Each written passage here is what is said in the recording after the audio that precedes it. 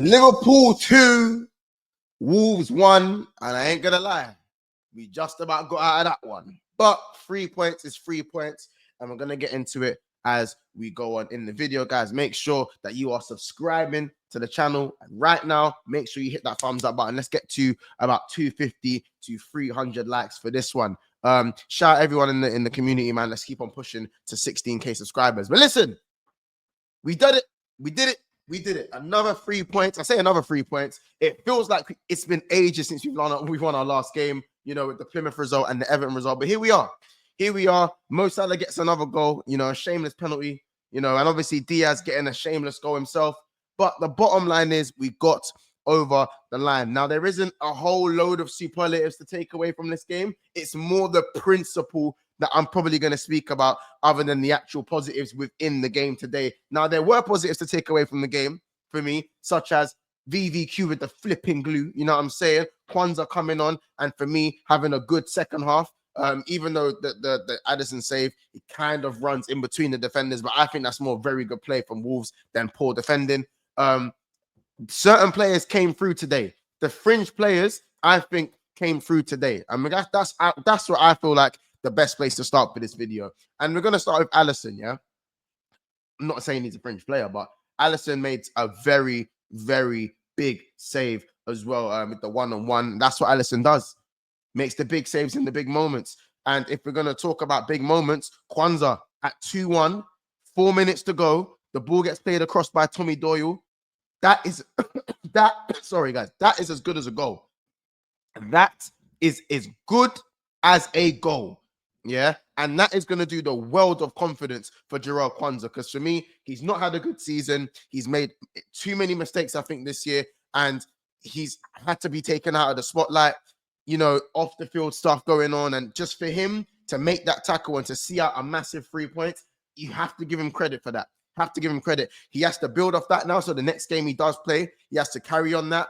You know, be positive. He plays a part in the goal that gets ruled offside, where he flicks it over the defender, trip with the outside of the foot Trivella, and when Salah buns up Totti. But again, I'm so annoyed that goal was offside, because what a goal it would have been. But I was really impressed with parts of his game today. Very calm, very collected, made some tackles, made some blocks. I was really happy with Kwanzaa, especially because there are a lot of people thinking, even myself coming on at halftime, you know, even at 2-0 up, there was a few nerves, and that shows where it kind of sums up his season and the kind of faith that people actually have in Kwanzaa, which isn't really a lot.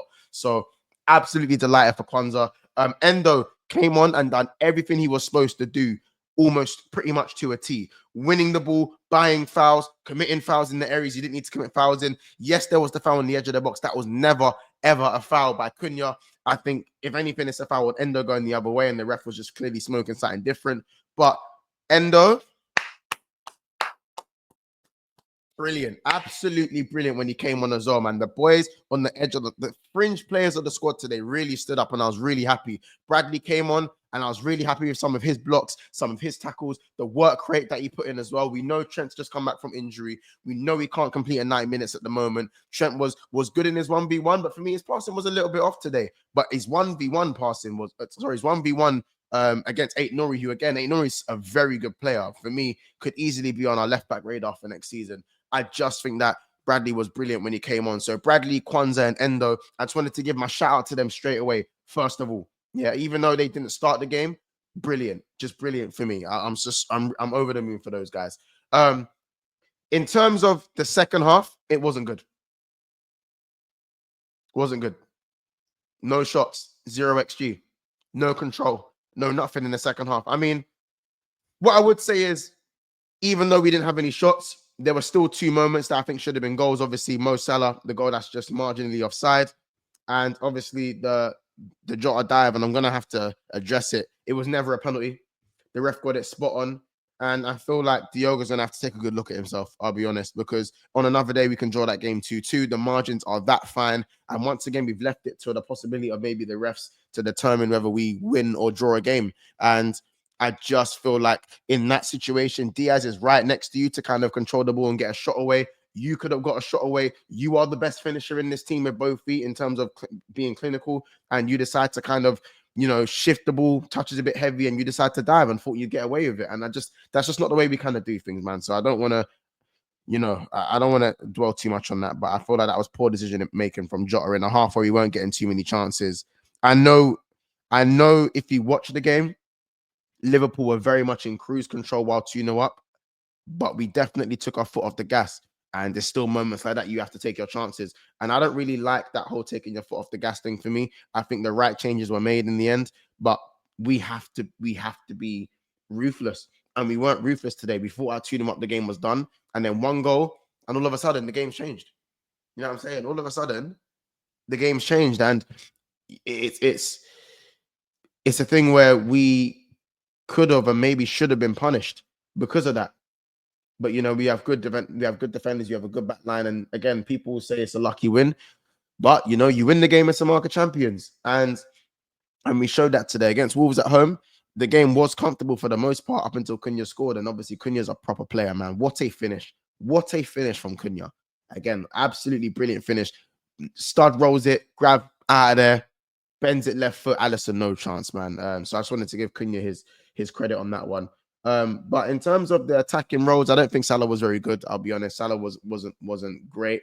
Neither was Diaz. And I think, but Jota showed, but for the first goal, Jota's hold-up play for the first goal was absolutely brilliant in that first half. His hold-up play, his weight of pass, his decision-making, it was brilliant. Diaz done well, carried on his run, and then he got his just desserts and managed to get the goal. Salah wasn't his usual self, but he didn't need to be. He didn't need to be. He gets his goal. So that's another goal for Mo Salah. I believe that's 22 or 23 for the season now.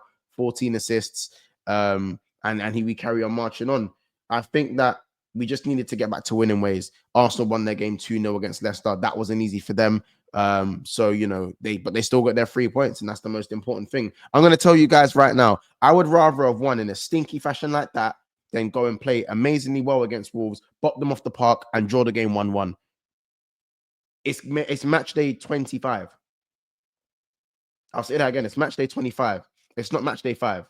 So therefore, when it comes to those type of things, if it's match day 5, cool, more on the performance.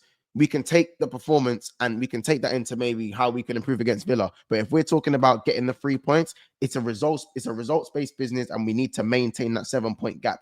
Every single win is a step closer to that title. That's the bottom line. It's a step closer to that title, and it's in our hands. So all we can do is keep winning games. Yeah, keep winning games. I mean, I didn't get a good look at Liverpool's bench for the game, but genuinely, I am interested to see if Harvey Elliott was on the bench, because I feel like Harvey Elliott could have got a run out on that left wing today for me, or even on the right wing, and Darwin goes up top. But obviously, I know we opted for Endo instead, and we took off Luis Diaz. So Elliott was on the bench. Chiesa was on the bench as well. I personally feel like Elliott probably should have came on for maybe Mo Salah in the latter stages of the game, but that's my thing.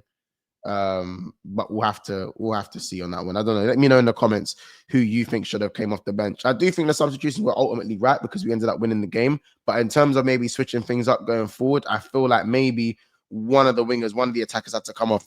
Nunes, for me, offered absolutely nothing when he came on. Didn't offer anything when he came on. He was barely even chasing things down, quite lethargic. Touch was off, completed a few passes, but ultimately didn't really do anything. Salah wasn't really there apart from the offside moment as well.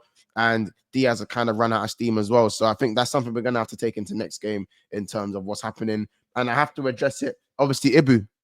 Today, Ibu, obviously coming off a halftime, dribbles into a crazy area, gets himself a yellow card, makes a dodgy challenge just before halftime, and ultimately that leads to Kwanzaa having to play the second half. And I feel like, again, it's bozo moments. You lot say I'm too harsh or I have an agenda on Ibu. Ibu's a top defender, but at the end of the day, it's these decisions that are going to cost us. These are the decisions that are going to cost us. Getting those silly yellow cards. The fact that he was taken off a half time shows that manager didn't trust it. He didn't trust him to not get sent off. Otherwise, we would have left him on the pitch. None of us did. So at the end of the day, you lot, we need to be honest about Ibu Konate. We need to be honest about him. And since he's come back from his injury, he's not been the same defender. He's had bozo moments, and he's been there's been too many moments where he's just making mistakes or having a rush of blood, and it happened again today. So for me, it just needs to be better. He wasn't having a poor game outside of those, but at the top level, you get punished for the ones and twos, and it's as simple as that. So Andy Robertson as well lost too many duels today. Too many duels. You know, I feel like Van Dijk done absolutely brilliant. Van Dijk was top at times to cover most of Andy Robertson's mistakes today. They won't talk about his mistakes and how many times he missed the ball, but honestly, it is scary. Andy Robertson cannot start another game for us this season. It has to be Tsimikas because right now he is scaring me. Every time the ball is on that left-hand side, I am the attacker's right-hand side, I'm scared. Honestly, I'm scared. You know? But still, McAllister, I feel like had a good game. Grav was wicked on the half turn. We were quite comfortable in the first half anyway in terms of moving the ball. It was just kind of a game where I feel like we're moving through the gears. So that can't be what we do next game. As I said, Aston Villa away, Man City away, Newcastle at home. 3 massive games. We get 9 points out of those, and we are really looking good. So, guys, listen. Make sure you smash the like button. Let me know who your man of the match was. For me. For Liverpool, man of the match, I'm probably gonna go.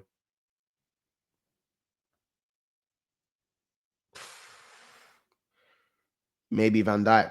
Maybe Van Dijk, man of the match. Let me know in the comments who you think man of the match. So I'm gonna go Van Dijk. But shout out to Endo, shout out to Kwanzaa, and shout out Connor Bradley as well. Listen, that's another episode of Big Six Bands. Make sure you smash the like button, subscribe to the channel, and we'll see you in the next one, man. Liverpool 2, Wolves 1. 3 points is all that matters, man. Let's keep it moving.